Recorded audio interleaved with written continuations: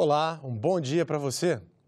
Pacientes com fibromialgia podem ser dispensados da carência do INSS para solicitar aposentadoria por invalidez. O projeto surgiu de uma iniciativa dos cidadãos e foi a primeira proposta popular aprovada pelo plenário do Senado. A matéria seguiu agora para a Câmara dos Deputados. Que inclui a fibromialgia no rol das doenças que asseguram a seus portadores a dispensa do cumprimento de período de carência para usufruir dos benefícios de auxílio-doença e aposentadoria por invalidez. Pelas regras atuais, a pessoa com fibromialgia precisa contribuir pelo menos um ano para a Previdência antes de pedir aposentadoria por invalidez ou auxílio-doença. O texto que foi para a Câmara dispensa os pacientes de cumprir esse prazo para obter o benefício. Essas pessoas que apresentam esta dificuldade precisam, da parte do poder público, ter um olhar especial. Porque, de fato, a cidadania, a dignidade tem que ser assegurada.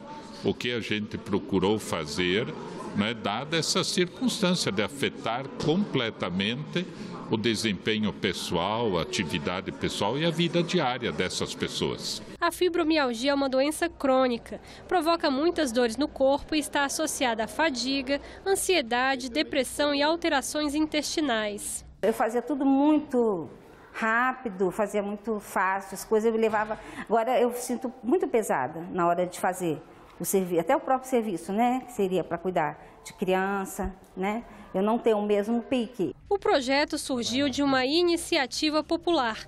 Foi a primeira vez que o plenário aprovou um texto que nasceu da sugestão de um cidadão. E qualquer pessoa cadastrada no portal E-Cidadania pode sugerir um projeto de lei. Existe no portal E-Cidadania uma ferramenta que é denominada ideia legislativa. Então, como é que isso funciona? O cidadão tem uma determinada ideia, totalmente disforme, sob forma alguma. Eu quero que isso se faça uma lei sobre determinado assunto. Aí ele entra no portal, cadastra essa ideia. Essa ideia dele, qualquer que seja, fica num prazo de 120 dias submetido sobre consulta popular. Se ela obtiver, nesse intervalo de tempo, 20 mil apoiamentos, ela é remetida à Comissão de Direitos Humanos e Legislação Participativa, que vai analisá-la. Se a comissão achar que ela deva prosperar, ela deva ser transformada numa proposição legislativa, ela é transformada e começa a tramitação pelas demais comissões do Senado e posteriormente pelo plenário. O portal E-Cidadania também permite que os usuários opinem nos projetos, acompanhem as matérias em que têm interesse e mandem perguntas para os parlamentares durante as comissões. Participe! E agora vamos conhecer os destaques das comissões para esta semana. E quem conversa com a gente é o jornalista André Ricardo. Bom dia, André. Bom dia, Tiago. Bom dia a quem nos assiste. Nesta terça-feira, às 10 horas, a Comissão de Assuntos Econômicos tem na pauta, entre outros, o projeto que isenta do pagamento do Imposto sobre Serviços, o ISS, os valores recebidos e repassados aos motoristas por sociedades cooperativas de táxi. O assunto tem sido objeto de várias disputas judiciais. O projeto pretende, portanto, determinar um tratamento tributário adequado às cooperativas de taxistas. Às 11 horas, o ministro da Educação, Abraham Weintraub, é esperado na Comissão de Educação.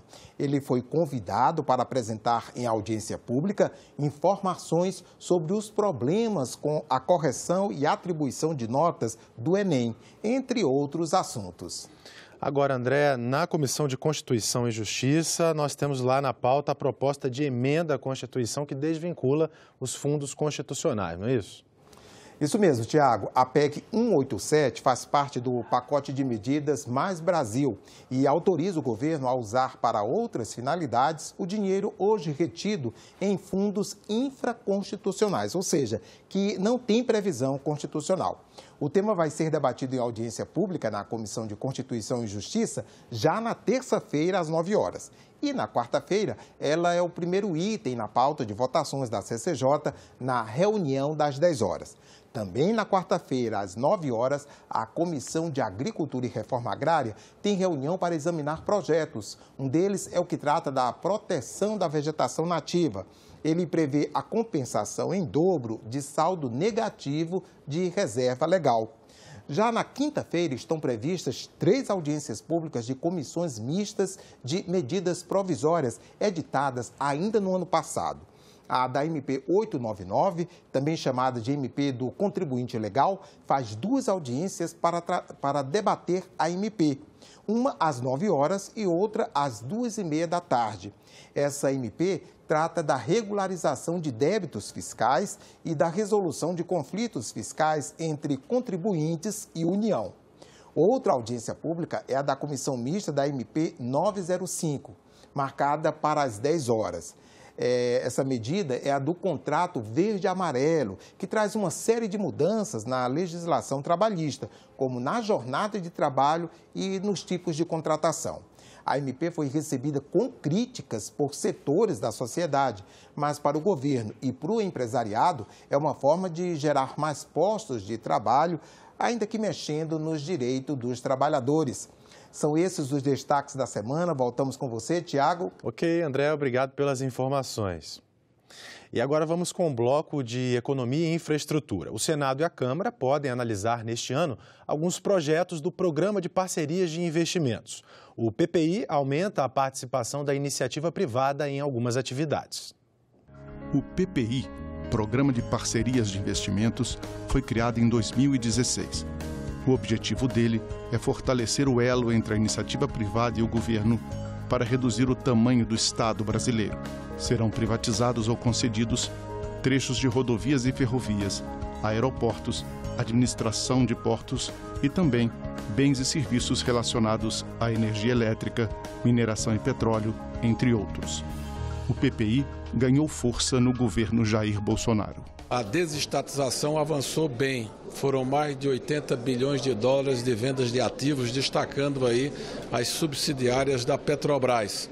E o governo está finalizando uma proposta para encaminhar uma relação de empresas que serão objetos de avaliação pelo Congresso Nacional para que tenha o seu controle oferecido em bolsa para a diluição do capital e para o fortalecimento dessas empresas.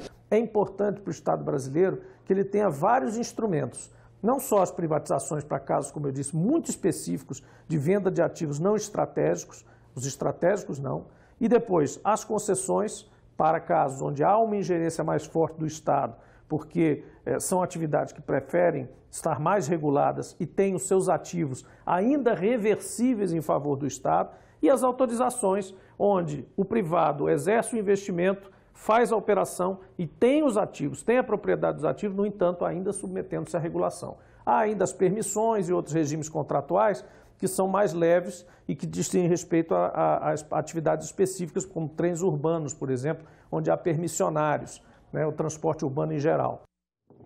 Então vamos ver agora as diferenças entre privatização e concessão. Para resolver os gargalos da infraestrutura do país, o governo acha que é preciso diminuir a presença estatal no setor. Pode ser por meio de privatizações, quando o negócio é definitivo, ou de concessões, quando a empresa vencedora da licitação ganha o direito de explorar um bem ou serviço por um tempo determinado. Na visão do Poder Executivo, a iniciativa privada é quem tem recursos para melhor investir no setor. Estamos diante de um desafio. O orçamento público para a infraestrutura no próximo ano é de 19 bilhões. Como é que você vai construir a infraestrutura necessária, a infraestrutura ideal do país sem orçamento? O desafio aqui é atrair, é chamar o setor privado para participar das soluções. É preciso ter, né, um programa bem desenhado, né, que propõe ao setor privado essa parceria. É um chamamento. Em tempo de crise, descobrir, apresentar oportunidades para que o setor privado possa investir, ter segurança no investimento, previsibilidade, segurança contratual e o consumidor e o cidadão receba serviços de qualidade. Nesse primeiro ano do governo Bolsonaro, a desestatização avançou bem. Foram mais de 80 bilhões de dólares de vendas de ativos, destacando aí as subsidiárias da Petrobras. E o governo está finalizando uma proposta para encaminhar uma relação de empresas que serão objetos de avaliação pelo Congresso Nacional para que tenha o seu controle oferecido em bolsa para a diluição do capital e para o fortalecimento dessas empresas. Eu destaco a possibilidade da privatização, democratização do capital da Eletrobras, que é uma dessas empresas, e também outras empresas, sobretudo do setor financeiro, como se cogita também a possibilidade da venda ao mercado do controle do Banco do Brasil. Essas medidas são muito importantes para que a gente possa ter um Estado menor, mais competitivo, no sentido de oferecer serviços e prestação a um preço melhor para os consumidores brasileiros. E a greve dos caminhoneiros em 2018 deixou claro que o Brasil não pode depender apenas de um modo de transporte. E um dos desafios para 2020 é não só melhorar as rodovias, mas também diversificar os meios em que as mercadorias circulam pelo país. Outro grande desafio para a infraestrutura do país é melhorar o setor de transportes. 80% das cargas são transportadas por caminhões em rodovias antigas e congestionadas. A malha ferroviária ainda está longe de atender a demanda de um país com as dimensões do Brasil, e as hidrovias, fundamentais para a região norte, funcionam de forma rudimentar. O Brasil tem um problema seríssimo nessa questão dos transportes. Nós temos os modais, né, de transportes disponíveis, mas no Brasil nós temos um modal que prevalece, né, que é o modal rodoviário, que está estrangulado. As nossas rodovias já não suportam mais a carga, a demanda que tem. É preciso trabalhar a multimodalidade, é preciso diversificar os modais. Trabalhar de forma consorciada, não são competidores, né? O modal rodoviário não compete com o ferroviário, não compete com o hidroviário, não compete com outros.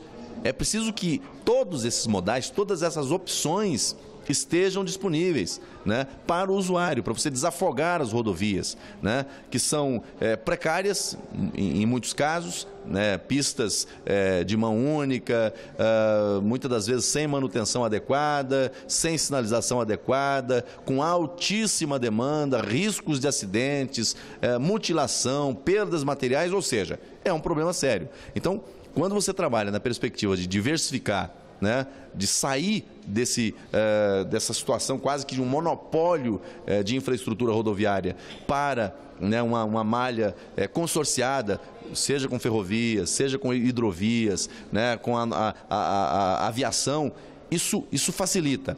O Brasil não vai crescer sem investir mais na infraestrutura. E quase 60% das linhas de trem no Brasil estão abandonadas ou subutilizadas, mas este cenário pode mudar com o novo Marco Legal das Ferrovias, que está em análise em comissão aqui do Senado. O novo Marco Legal das Ferrovias está na pauta da Comissão de Infraestrutura e pode ser um instrumento importante para aumentar a malha ferroviária. O Brasil tem atualmente pouco mais de 30 mil quilômetros de linhas de trem. Quase 60% desses trilhos estão abandonados e subutilizados. O governo pretende fazer a concessão de trechos de ferrovia da Integração Nacional entre Ilhéus e Caetité, na Bahia, e da Ferrogrão, que liga Mirituba, no Pará, a Sinop, no Mato Grosso. As concessões também são a receita do Poder Executivo para o setor aeroportuário. A meta é fazer os leilões em blocos regionais. Na realidade, as concessões têm sido um grande sucesso, pilotadas sobretudo pelo Ministério da Infraestrutura, pela Casa Civil da Presidência da República. Nós tivemos aí um grande avanço na concessão de novos aeroportos brasileiros, novos terminais portuários. Nós avançamos também na concessão dos serviços ferroviários. Destaco aqui a questão da Norte-Sul, que foi uma primeira concessão ferroviária de grande porte, com pleno sucesso, pleno êxito, e nós estamos na expectativa que no ano de 2020 novas concessões sejam efetivadas para que a gente possa atrair o capital privado e gerar emprego para os brasileiros. O Estado brasileiro tem todos os instrumentos necessários para atrair investimento. Basta usar o instrumento certo, na hora certa, para o setor certo e, principalmente, com as agências reguladoras funcionando para que você tenha essa instância superior final nos setores que a gente considera de importância estratégica ou atividades econômicas reguladas. E agora falando sobre privatização, a União pode receber mais de 16 bilhões de reais com a privatização da Eletrobras, com um cenário novo diante da chegada do 5G e da nova lei das teles, já aprovada pelo Congresso Nacional. Uma das prioridades para o governo em 2020 é privatizar a Eletrobras. No fim do ano passado, o presidente Jair Bolsonaro enviou ao Congresso o projeto de lei que aumenta a oferta de ações da estatal para diminuir a participação da União na empresa e deixar o controle dela com diversos acionistas. Atualmente, 60% do capital social da Eletrobras estão nas mãos do Poder Executivo. Caso essas ações sejam vendidas, os cofres da União poderão receber mais de 16 bilhões de reais. Na área de telecomunicações, duas novidades. O leilão para a implantação da rede 5G no país, que deve acontecer no segundo semestre, e também a possibilidade de migrar das atuais concessões na área de telefonia para um regime de autorização. Essa possibilidade surgiu com a aprovação pelo Congresso no ano passado da nova Lei das Teles. No regime de autorização, não é feita uma concorrência pública para selecionar a empresa que vai prestar o serviço, e o contrato pode ser revogado caso ela não cumpra com as obrigações feitas com a União. Privatizações nem sempre são solução para conquistar novos investimentos para um país. Há privatizações que são necessárias, algumas são bem-vindas, quando, por exemplo, o Estado adquire cotas ou toma na justiça ou na cobrança de dívidas de bancos estatais, etc., e que precisa repassar isso para a iniciativa privada, porque são atividades de iniciativa privada. Mas a maioria das privatizações que a gente está se referindo aqui são privatizações de empresas estatais estratégicas que fazem parte da estrutura do Estado brasileiro há muitas décadas. E a nossa cultura é ter estatais ajudando os setores, impulsionando, direcionando como parte da política setorial, por exemplo, do petróleo, de energia, do próprio monopólio postal, a questão dos bancos públicos, né, de pelo menos os bancos públicos regionais e 2 bancos nacionais. Então, vender esses ativos é uma medida de curto prazo que não resolve, não ajuda o futuro e só dilapida esse patrimônio público e principalmente a habilidade que o Estado brasileiro possa ter de atuar nesses setores, além da seara meramente regulatória e além da seara meramente de política setorial. A Comissão de Direitos Humanos vai debater hoje, daqui a pouquinho, a partir das 9 horas da manhã, a influência das fake news na sociedade. Sobre esse assunto, nós vamos conversar com a nossa repórter Isabela Dutra. Bom dia, Isabela. Bom dia, Tiago. Bom dia a todos. A audiência vai debater como as fake news estão impactando as pessoas e como a sociedade pode ajudar a combater essas notícias falsas. Para isso, durante a audiência será lançado um novo aplicativo chamado Eu Fiscalizo. Por ele, as pessoas poderão denunciar não só notícias falsas, como conteúdos impróprios que assistam em publicidade, TV e até espetáculos. Esse aplicativo foi desenvolvido por pesquisadores da Fiocruz, a Fundação Oswaldo Cruz, no Rio, e já tem vários parceiros para onde essas denúncias serão encaminhadas. A audiência, como você disse, começa daqui a pouquinho, às 9 horas, e qualquer pessoa pode participar pelo nosso site, senado.leg.br/ecidadania, e também pelo telefone 0800 61 22 11. Tiago? Obrigado, Isabela. E olha só quem está aqui no nosso estúdio, Isabela, é a criadora do aplicativo, a Cláudia Galardi, que é especialista em comunicação pública e vai conversar um pouquinho com a gente aqui. Muito bom dia, muito obrigado pela sua participação. Bom dia, Thiago. Como é que foi essa ideia de criação desse aplicativo no momento em que todo mundo, todos os pais, por exemplo, se preocupam com aquilo que os filhos veem na internet?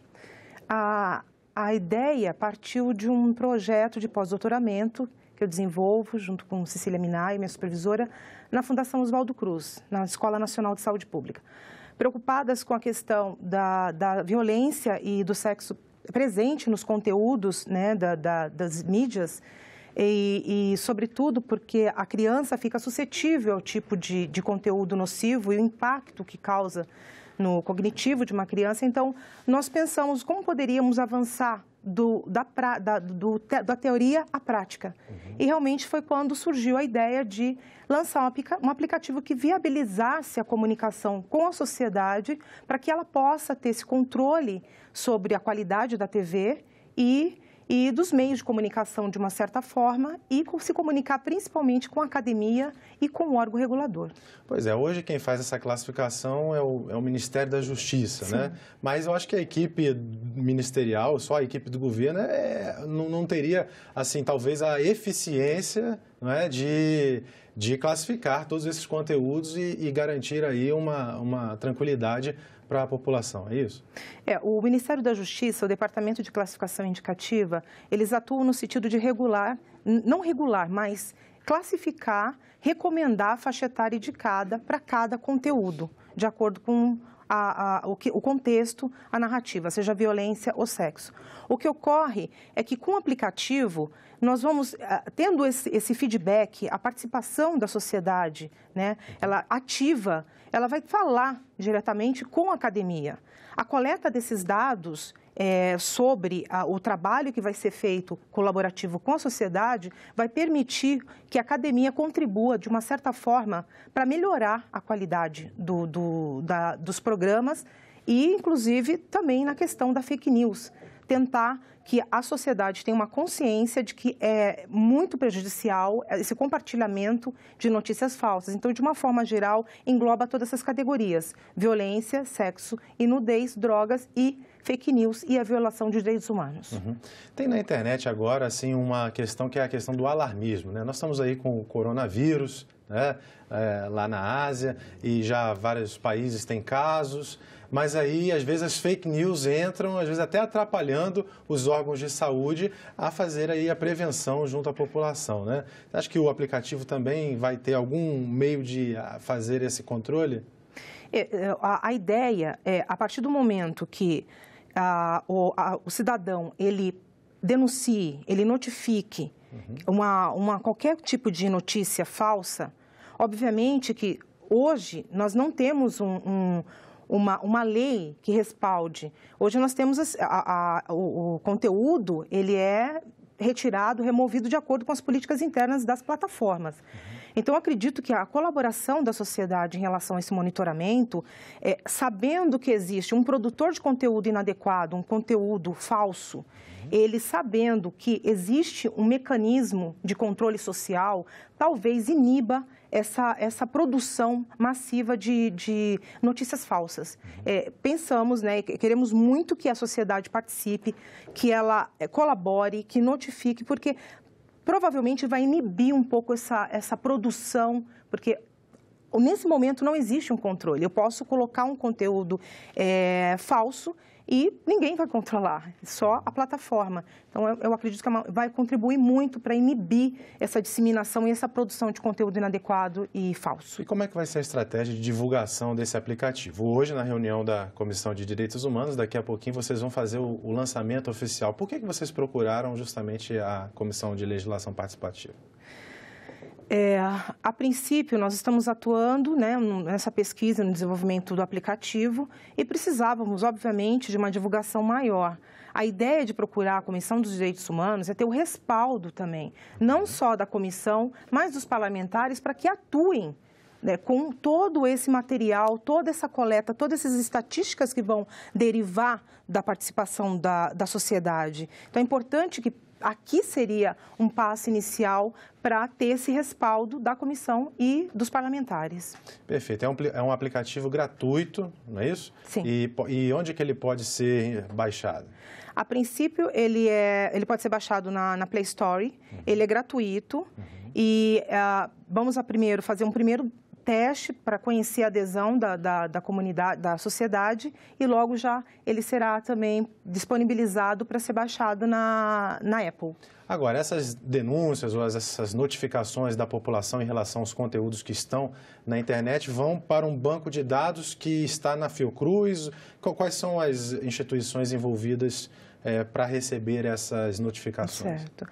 As notificações elas serão encaminhadas simultaneamente para a Fiocruz e para os departamentos, no caso, o órgão regulador, que é a classificação indicativa, o Departamento de Políticas Públicas da Classificação Indicativa, receberá a notificação por exemplo, das denúncias, por exemplo, da TV aberta, TV fechada, serviço de streaming, cinema, espetáculo e jogos eletrônicos, que compete ao Ministério da Justiça. Já as publicidades serão encaminhadas para o Instituto Alana. E as mídias sociais, estamos aí, vamos receber, a Fiocruz recebe essa coleta, todos esses dados, mas não temos um órgão regulador para encaminhar. Então, ficamos entre o Ministério da Justiça, como o nosso parceiro, o Instituto Alana e a Fiocruz. Tá certo. Então, Cláudia, muito obrigado pela sua entrevista. Daqui a pouquinho você vai estar lá na Comissão de Direitos Humanos, a TV Senado vai transmitir, não é? Então, queria que você deixasse aí a sua opinião, né, sobre a importância das pessoas terem esse aplicativo no seu celular ou no seu tablet. A importância, Tiago, é que a população, que a sociedade, ela participe, porque é uma ferramenta que foi feita para a sociedade, para dar voz, dar direito de resposta e para que eles contribuam no sentido de exigir o seu direito à comunicação de qualidade.